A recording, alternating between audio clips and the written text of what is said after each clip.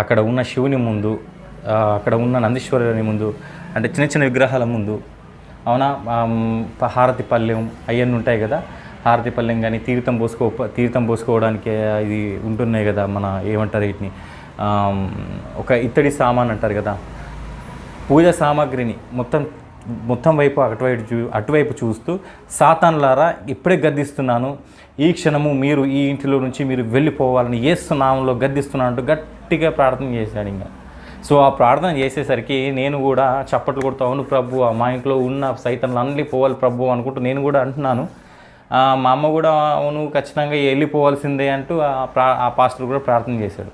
చేసిన తర్వాత అప్పుడు ప్రార్థన కంప్లీట్ అయిపోయింది. నరేష్ సంచిలో ఒక్కొక్కటిగా వేసేయని చెప్పాడు. ఎప్పుడైతే నేను శివలింగాన్ని తీసి సంచిలో వేస్తున్నాను చూడండి, అప్పుడు నాకు మనసులో ఏదో ఒకటి తడుతూ ఉంది.